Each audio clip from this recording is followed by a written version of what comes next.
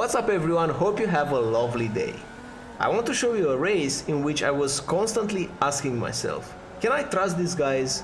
I hope that this will be relatable because it's something that happens to me quite often, and all in all the race was really good, a lot of close battles, the ending was interesting, let's say, and we started from P2 with Formula V's around Navarra.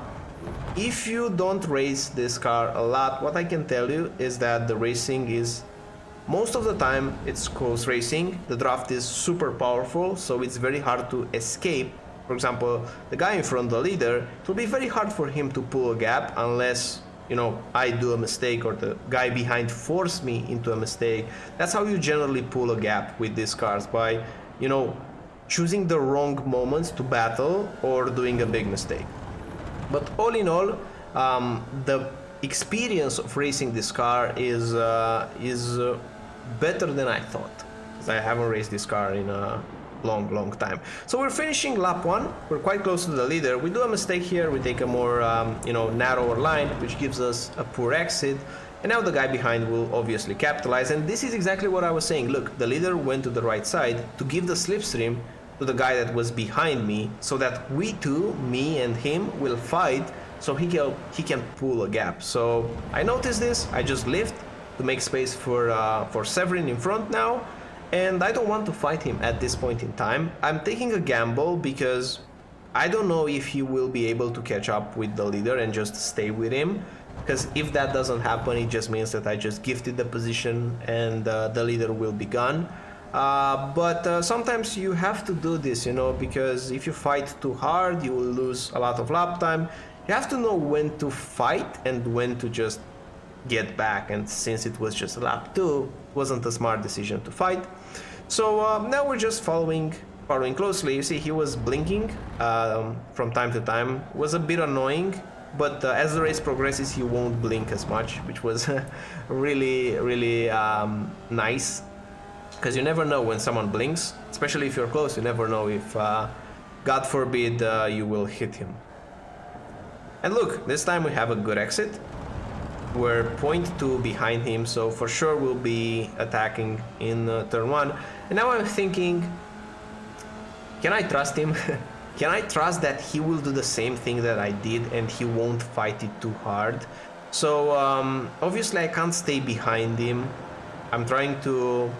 No, I'm trying to race for myself, obviously. So I'm taking the position, he backs off a tiny bit. So he's playing the game as well. And at this point in time, I was a bit more confident that me, him, and the guy in front, we all three understood that in order to win this race, you have to pick your battles and you have to optimize your attacks in such a way that you don't lose time, so that the third guy can get away. So we have a good run out of the leader. He's in the center of the track. We're moving on the inside because he was not decisive enough. Braking on the inside, going a bit deeper around here. But I was thinking, maybe let's take the off track instead of hitting the leader or something like that. I was not sure how hard will he brake or how late. So now I will know for the next laps. But that's the thing, generally when you race others, you don't really know up until you test it.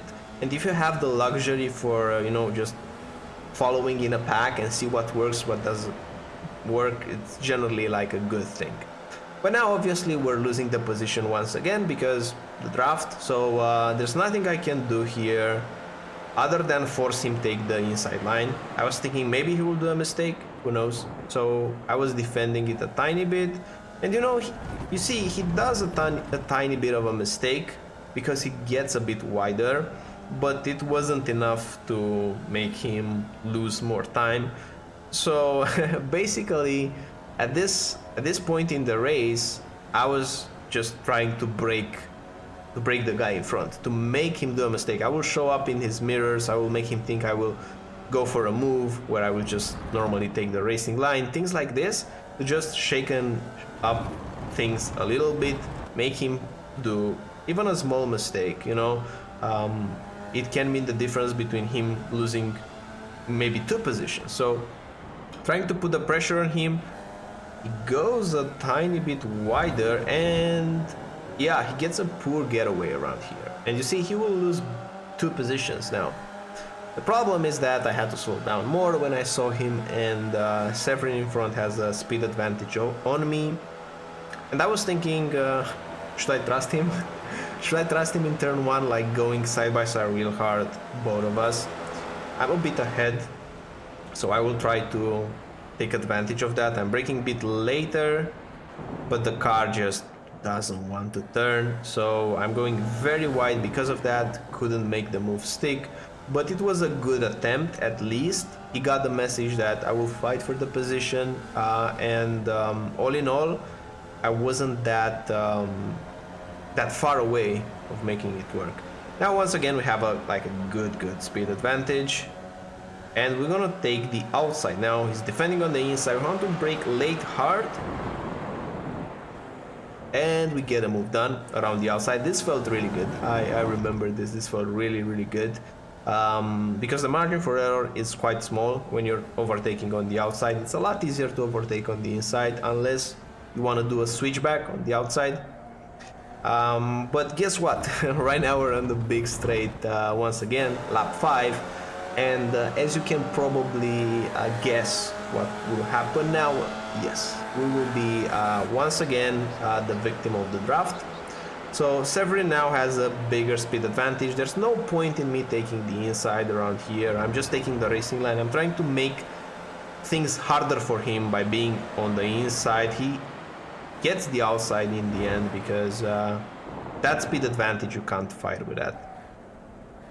Got a moment right here, bit of oversteer, but we're relatively fine. 0.1 behind, 0.5 in front. So you know, not not ideal with that oversteer moment, but look, right now we have this guy on the inside, but we don't defend, and he doesn't attack as well. That was such a smart move from him that he did not attack, and at the same time I was expecting him to be taking this decision, because if he would have attacked me there, we probably lost like 0.2, 0.3 to the leader.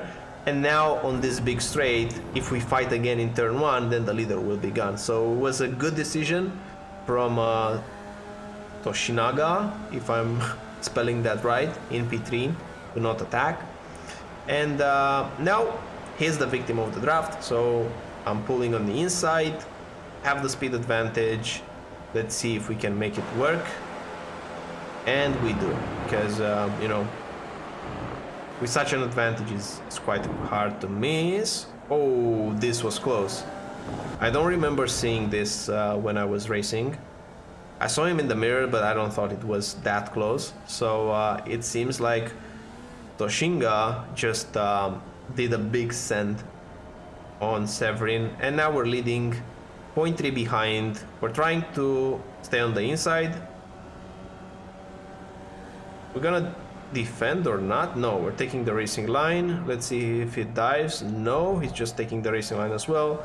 Smart man, because we have the big straight ahead, so no reason to risk it in the corner. Maybe just take the normal racing line. And by the way, guys, I hope you're enjoying the race, and I hope you'll consider racing this car, because this is basically the experience of racing this car. Every lap you will have to go side by side, and you will have to either defend, attack, or, you know, choose your battles. So it's quite a different dynamic from faster cars.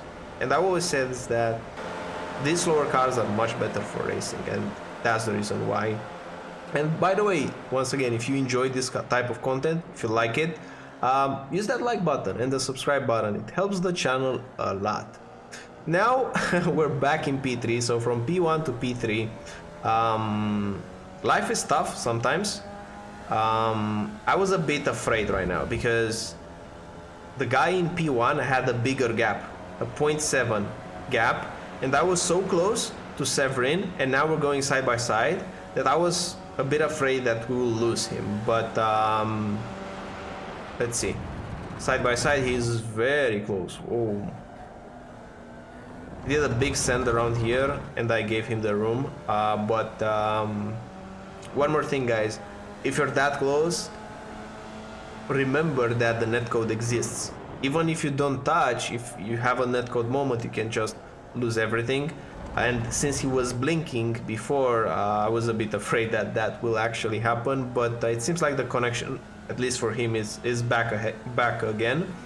So I think we have 2 more laps, and we're in P3, which is not a good place to be.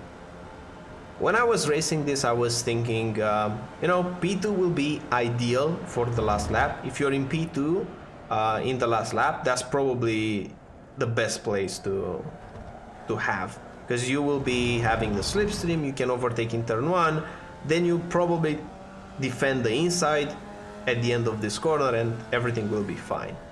But that's not how it looks like it will happen right now. We have a guy on the blue flags on the right. I was a bit afraid that he will fight us, and once again the leader will fight, so I saw him backing off. I was prepared for doing a big send, and the leader just locks up there. He's losing the position. Severin is now in the lead, and we're going to the last lap of the race. We're in P3, not ideal. We're trying to set up the exit. The exit is decent, not the best, but it's decent. But from P3, what you can do around here? The guy in front has the slipstream. The guy in P1 is a bit far ahead. The only thing I can do right now is to just put pressure on them. So obviously they will fight hard into this corner. This to be expected. I'm braking a tiny bit earlier though. I'm trying to put the pressure, but at the same time I don't want to do something stupid. And they're going side by side. I'm following closely, and at this point I thought that I am finally in a position of advantage, because they are going side by side. No one of them is having the draft. I have the draft, so I'm catching. I'm switching to the inside. I'm trying to brake late. The guy in front does a mistake, so I can send it, but I get collected on the exit. So yeah, this was the ending, man. Not ideal. So we're back in the pits. We finished P3, and look here what happened. Let's see it in slow-mo. So they were fighting. I'm taking the inside. I'm trying to do a 3 wide. It's last lap. Obviously I was not going for a 3 wide. I knew that I can overtake him on the inside. But now, when he's rejoining, I get a bit wider, and this is how it ends. So, unfortunate. The good thing was nothing has changed, because he still finished, the guy I hit, he still finished P2. I don't think he would have finished P1, because he missed the corner. So, yeah, he gets P2, Severin gets P1, and I get, I think, P6. Because of the penalty, because I'm just towing to pits, things like this. But all in all, it was an interesting race. I think the mistake could have been avoided. I think I should have just saw him that he's rejoining. But when I noticed that he's just going off the track, I thought that he won't make it back. So it is what it is. Enjoyed it. And looking forward to do more races in the future. So hope you like this video. Let me know in the comments, and I'll see you in the next one. Bye bye.